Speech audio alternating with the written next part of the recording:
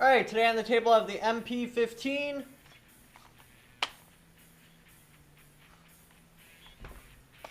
And the Bushmaster A3. You will see a price split of about $113. The Bushmaster A3 being about $113 more. The MP-15 is about a half-pound lighter. The receiver, there is quite a bit of wiggling between the MP-15 upper and lower. The Bushmaster, completely solid. But you pay for that with how hard it is to remove this rear takedown pin. You actually have to use a tool.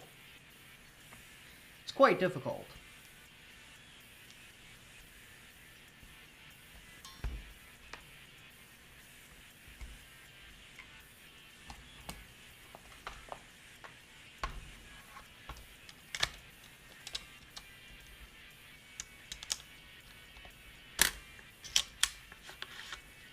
Now your Bushmaster, you do get an M16 bolt carrier and a GI trigger.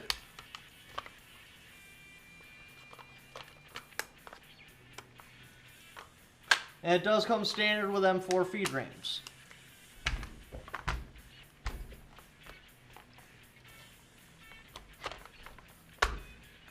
The Smith & Wesson, I'm not sure if this is like a GI trigger they milled out or if this is something they did themselves. I mean, I get it. It's weight saving. I know the GI trigger works though, so that's actually the one I prefer. It does also have M4 feed rams.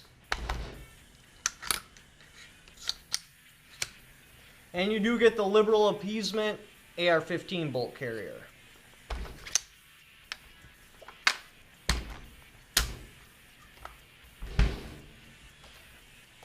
The A3, you get the M4 contoured barrel. The Smith & Wesson, it's straight size all the way back. Now, because this is a lighter firearm, I do prefer that barrel profile. If this was a lighter firearm, this is the barrel profile I'd prefer. Your Smith & Wesson, you get the Magpul, I forget what they call it, the Mobus sight or something like that. And it works good. I mean, you just zero it for a specific range and you run it. Now with your Bushmaster A3, if you know how far away your target is, or pretty close to how far away it is, you can just dial it in.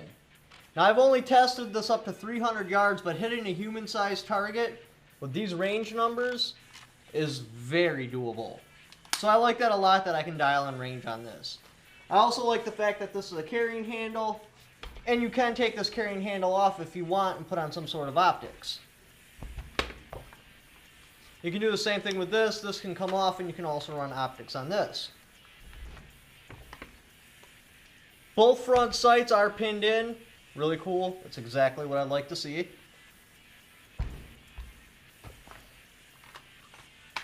Trigger guard on this, it's milled in with the receiver.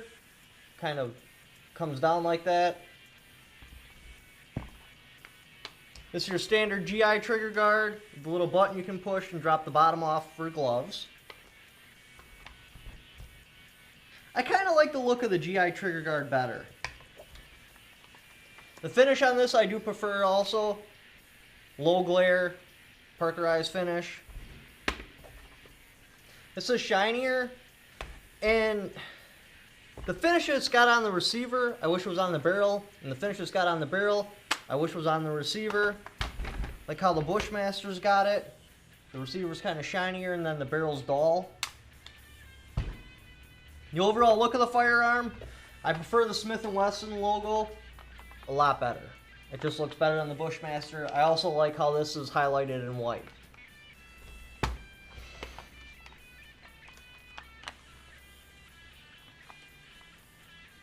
Now would I pick the MP-15 or the Bushmaster A3? The MP-15 is lighter and it's cheaper, but I like the Bushmaster A3 look better. I love the fact that I can dial in range. That's really cool. I also love the fact that this has got an M16 bolt carrier, because I'm still convinced someday we're going to vote all the stupid people out of office, and then we'll be able to flip this to fun mode. And it would just be cheaper to convert it to fun mode when it's already got one of the most expensive parts. Also, with the cost difference, you're getting a carrying handle. Unless you get one of those cheap Chinese ones, they're about $100 anyways. So say I wanted to put a carrying handle on this, I'd be in it for the same price then. I'm pretty sure that would probably take up the weight split. But thanks for watching. Don't forget to subscribe. Leave in the comments below if you have experience with either of these two firearms, what the accuracy is like, and which one you would pick and why.